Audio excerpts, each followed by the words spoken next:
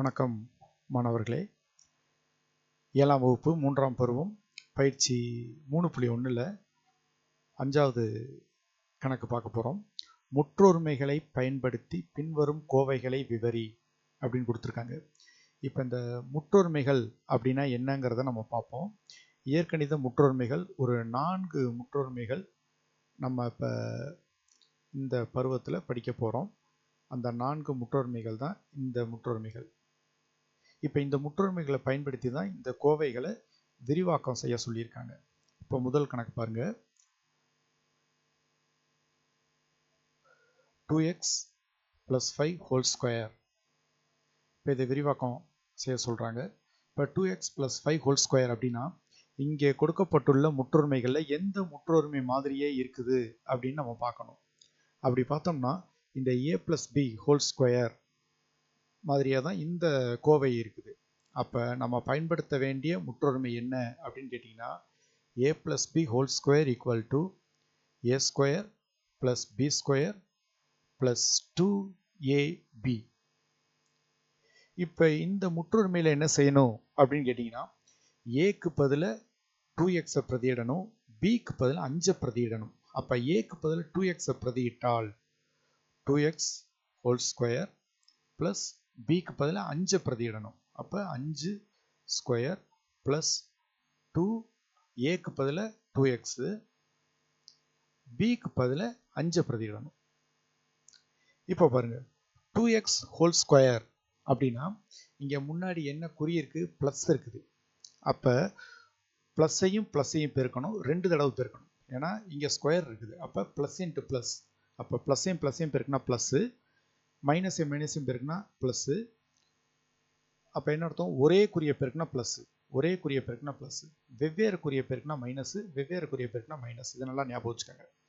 அப்போ இந்த இடத்துல ஒரே குறியை பெருக்கும் பொழுது ப்ளஸ்ஸு, ரெண்டையும் பெருக்கு, 2 தடவை பெருக்கணும், 2 தடவை பெருக்கணும். அப்போ 2 2 4, x இன்ட்டு எக்ஸ் ஸ்கொயர்.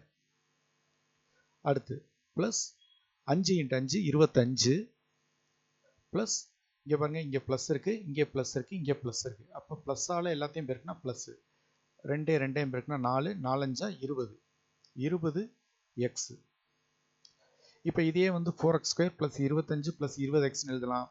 அல்லது இந்த மாதிரி உறுப்புகளை மாற்றி எழுதிக்கலாம், ஒன்றும் தவறு இல்லை. 4x² + 20x + 25 அப்படின்னு கூட நம்ம மாற்றி எழுதிக்கலாம். அப்போ 2x + 5 ஹோல் ஸ்கொயரோட விரிவாக்கம் என்ன அப்படின்னா 4x² + 20x + 25 அப்படிங்கிறது தான் இதோட விரிவாக்கம். அடுத்து ரெண்டாவது கணக்கு b - 7 whole square.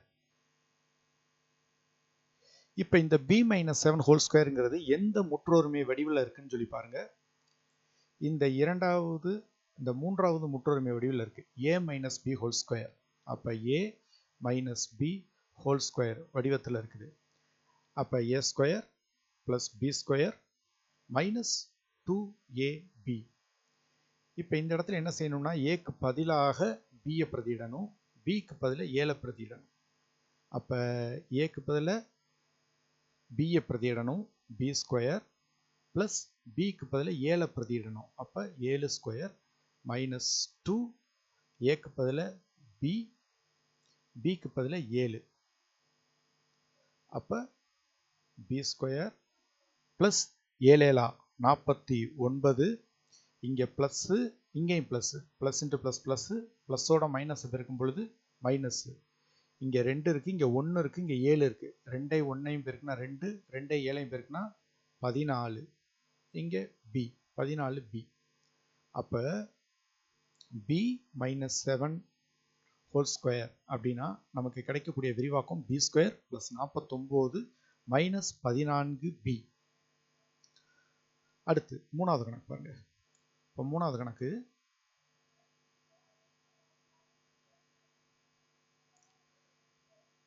mn + 3p whole square = இப்போ இதை mn + 3p ஹோல் ஸ்கொயர் அப்படின்னு பார்த்தோம்னா இப்போ இந்த கணக்கும் 2x + 5 ஹோல் ஸ்கொயரும் இந்த mn + 3p ஹோல் ஸ்கொயரும் ஒரே மாதிரி இருக்குது. அப்போ எந்த முற்றொருமையை பயன்படுத்தினா இந்த a + b ஹோல் ஸ்கொயர் முற்றொருமையை தான் பயன்படுத்தணும்.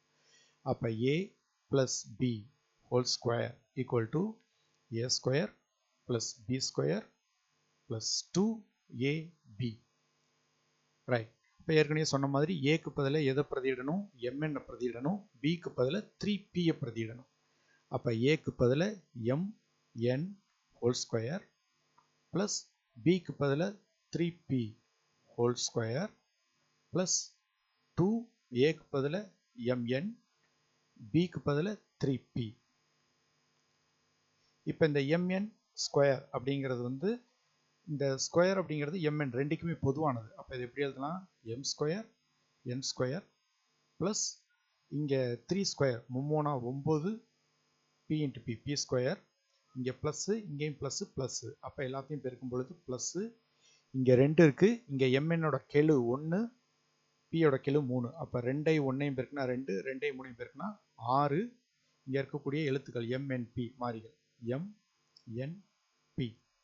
அப்போ இந்த mn plus 3p whole square அப்படின்னா நமக்கு கிடைக்கக்கூடியது m ஸ்கொயர் n ஸ்கொயர்